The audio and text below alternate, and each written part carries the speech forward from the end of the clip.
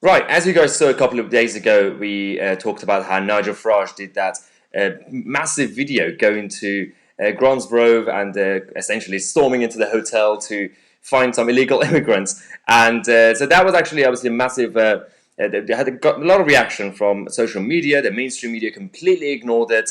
There's a massive scandal that's happening right now across the country with the Home Office and government actually helping these people who are illegally entering the country and giving them free accommodation and money until they go through their process. And so everybody has been quite supportive, apart from some lefties and Remainers. The New European, this credible newspaper, has a headline: Nigel Farage slammed over the public stunt shaming the hotel for housing asylum seekers.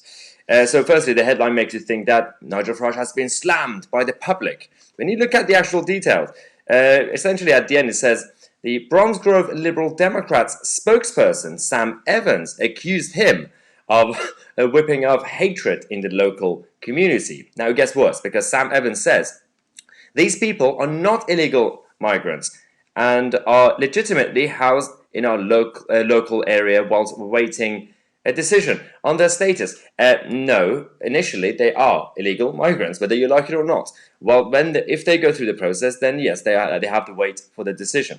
Then he says, due to UK law, they can't work obviously in the UK. You just confirmed the fact that they can't work in the UK means that they're not here legally. Nigel's description of one of our hotels as completely taken over by migrants is inaccurate and unacceptable. Well, they've completely booked out the whole hotel for a while, and there are no other guests. So technically speaking, the whole place is filled with illegal migrants, rightly or wrongly, let's just say. So we have our Sunday contributor, Andre Walker, to discuss this with. Let's go to Andre. Hello, how are you? I'm fantastic. I'm fantastic. Do you know, funnily enough, everyone knows that I launched a new YouTube account this week, and I made a video about illegal migrants being given citizenship, quote, automatically. And you know, somebody complained to me on Twitter saying not every person that gets a work visa in the UK or comes to the UK gets citizenship. Correct. We refuse, what was it, 5.5% Mm-hmm. of applications for a passport, which, I mean, look, let's be clear, is not a very large number. It's incredible, isn't it? And the reason I was making this point was I'm very good mates as you are with the British Bangladeshi caterers. They're the people that run 80% of Indian restaurants in the UK. And what they were saying was, they were saying, look, if you bring low skilled labor to the United Kingdom, they shouldn't have access to healthcare and they shouldn't be entitled to get a British passport. So when you get somebody over to be an Indian chef, he should come here for as long as he's got a job and then he should go back. Exactly what happens in Switzerland, which is that, and I know they've got agreements with the EU, but no matter what happens with Switzerland, no matter how long you work there, no matter whatever you do, you never get citizenship unless you pass a local referendum to be approved by the community Mm. that you live in. I think that's a great system. Yeah, absolutely. And it's not that they only obviously refuse a certain kind of percentage of the asylum seekers or the migrants who want to become stay here permanently legally. It's that the ones who get rejected, they're not all sent back. A lot of them happen to stay around, and yes, you might argue that some of them try to contribute, but essentially, if you have a job but you can't actually pay taxes, and most of these jobs, cash in hand, end up actually creating dodgy careers for these people and end up committing more crimes because of that, because they become desperate financially to actually live like an ordinary citizen. So this is another problem as well. But what's your opinion on the way Home Office and the Border Force are managing or not managing the Dover situation? Because Priti Patel said that she wants to change international law, and apparently it takes some time. But is there not, like, can't we do something short term? Well, I think the French have been. There's two sides to the story of the French on this, isn't there? On the one hand, by moving the border from Dover to Calais, it does make things easier because obviously people don't jump on ferries anymore, or at least they do in far smaller numbers. But of course, one of the earlier Nigel Farage videos, and I think it's the one that got the police turning up at his house, Mm. he went out and saw that the French Navy were escorting migrant vessels to English shores. Now, look, you know, I've always said if you look at the Mediterranean, The people traffickers are us. You know, these Libyan people smugglers, they don't sail people all the way to Italy. What they do is they sail them 12 miles off the coast of Libya, and then the European navies pick them up and take them the rest of the way. You know, unless the French government are willing to be reasonable about this and actually attempt to enforce the law, which is their law as well, that people shouldn't be crossing the country illegally, you know, there's very little we can do about it. But on the point of Nigel Farage, which I think is even bigger, is this ridiculous situation which we see so many times on the right, where the government, the media, the establishment want to shoot the messenger. The problem here is not Nigel Farage going to Bromsgrove. The problem is illegal migrants going to Bromsgrove. The problem is not Nigel Farage videoing the French Navy escorting people to Britain. The problem is the French Navy are escorting people to Britain. And I just, you know, there's just always this tendency to say, well, if we stop talking about this and pretend it's not happening, the little people, the stupid people won't notice. And you're right. I think the problem sometimes is the messenger, the way they see it. I think if, for example, this is supposed to be a job of mainstream journalists, you know, to investigate and find out these sort of things. And actually,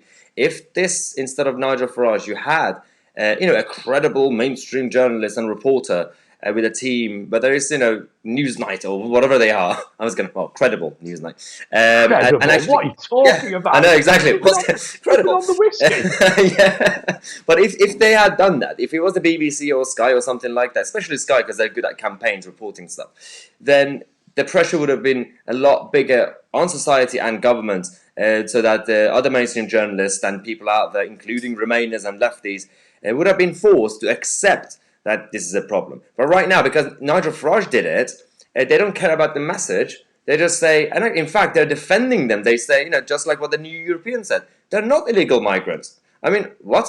You know, just because you don't like the messenger, you completely change the whole narrative. I mean, look, I mean, I don't want to be rude, and I don't know the case. Well, I do actually. I don't know the case of every single person. But isn't it amazing? All these people escaping war, they've not brought the wife and kids, though, have they? Yeah. You know, it's always the sort of 23-year-old blokes. And you think, look, this is economic migration. And of course, what has made it far, far worse is that people know that if you get to northern France, eventually you'll get on a truck, eventually you'll get on a dinghy. And if you get to the UK, the likelihood of you going home is tiny. I mean, we saw that huge problem a couple of months ago, I think it was, where we'd hired, the Home Office had chartered some planes to send back some criminals to Jamaica. You know, I've got a very good friend, and they were going, they're mostly children, oh, they've not done anything wrong. I've got a friend who works for British Airways, and he said to me, look, if you want to buy a ticket from British Airways, particularly if you want to send Home Office people as well, we'll sell you one. There are certain people we will not allow on our planes. The only reason that the Home Office chartered jets to fly people back to Jamaica is those are the people that no airline is willing to fly because of their background. And actually, I made that point on the Jeremy Vine show. I was sat next to Jasmine Alibi Brown, and she said, but these are children. These are children. I went, they're not children anymore. She went, but they used to be children. I went, well, if you can't deport anyone who's currently or formerly a child, I mean, that would be completely Well, I mean, it's brilliant because, so we had it a couple of years ago with a lot of people, because of the child refugee status, there were a lot of people in their 20s and like late 20s. They looked obvious, but they said, you know, oh, I'm 15. And then the system fell for it for a bit. There was also a situation where back in the 80s and also late 2000s when Iran had massive issues that people were actually leaving, legitimate refugees.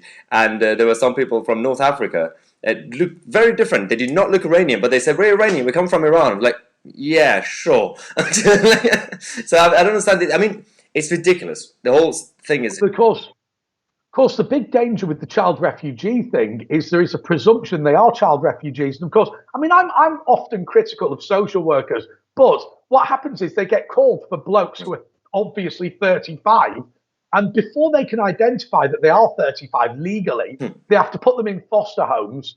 And there've been some cases where they've ended up in schools. Now, of course, what the schools have done is isolate them from the class because they know full well. I mean, somebody claims to be 14 and they're 35. The system is ridiculous and what's happening is ridiculous. But at the same time, is a very important issue, and it's actually causing a lot of problems. Bronze Grove itself, the local people, residents, don't necessarily feel safe. We're not saying that every single person who came from these boats are definitely dangerous. Nobody is saying that. And nobody, some of them might. I mean, they've definitely committed, broken the rules. But that's where people misunderstand it. Right, when you went to university, in what way did people want to live next to a student hall of residence where 40 blokes would get drunk every night and hang around together? Obviously, these are not families. These are all men in their 20s. And bluntly, and I say this having been a man in my 20s, you put 50 or 100 blokes in their 20s all together in a hotel and things will end badly. Right, it's just a fact. Now, that doesn't matter what country they're from.